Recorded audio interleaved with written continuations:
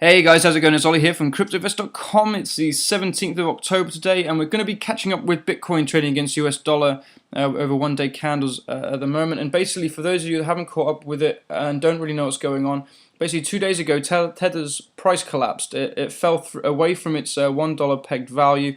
There was reports that it fell as low as 85 cents, and other people saying it dipped below 96 cents. But either way, it came away from its stable coin status, and there's been a lot of controversy obviously surrounding Tether throughout its sort of lifespan really in the market, and it caused a lot of people to panic. And for those of you that are holding Tether, they moved into Bitcoin and other parts, other coins in the market, and it caused Bitcoin in particular to just explode. And there was a lot of arbitrage trading going on. There's a lot of discrepancies in between exchanges. Binance had to close down their USDT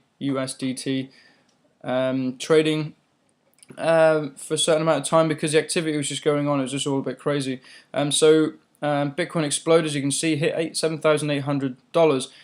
But this was a pure market reaction to the news. It wasn't a genuine change in sentiment, and I don't think for those people that are expecting this to be a reversal signal, I think you need to sort of look again. I don't think this is a sign of genuine bullish momentum, as you can tell, because it just snapped all the way back down again once it hit this point. There was no way that it was going to hold on to this price point, and it's just come crashing back down again, and it's crashed below the $6,800 mark. So we're now below this point here. So it seems that this bullish run up was just very, very temporary pump. There was just no genuine sort of motivation behind it, because right now we're struggling to even break back above $6,800. There's been some promising signs, and some people are rejoicing the fact we finally broke through this long downtrending resistance that's been here since sort of like late March.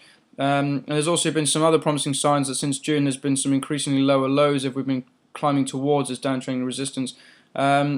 But like I said, this doesn't seem to be genuine. It's kind of thrown off all the indicators as well at the moment, so we can't really use the MACDs, the RSIs, check money flow indicators and things like that, because this pump has just thrown everything off. So we've just got to look at what we know, and we know that the $6,800 mark is a really critical price point, and historically it's been a very strong resistance and throughout the last sort of 5 months, and we really need to push above this and find support here before we can consider a bullish reversal.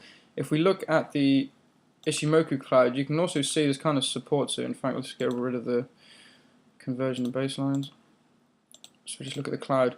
So yeah, if you can look at it right now, you can see that we were almost passed through the cloud. Well, we obviously rocketed through here, but as we corrected, we almost passed through the cloud, and this would have been a sort of fairly good place to start before we sort of start thinking about a bullish reversal. If we'd have passed through this cloud, it would have been a fairly good sign to begin with. But as you can see, the $6,800 mark has just held us down through that, and right now it doesn't look like we're going to be able to pass through it anytime soon. And in fact, it looks like it's going to continue bearish and maybe find support along this downtrending resisting level, and maybe throw back and push on.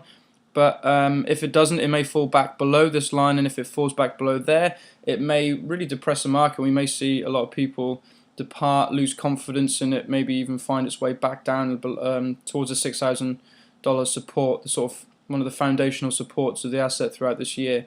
So yeah, it's been a bit of a tricky one. I really don't think this is anything to get excited about right now. If anything, we just need to be very cautious. The $6,800 mark needs to be overcome before we think about anything else. And let's bring that up.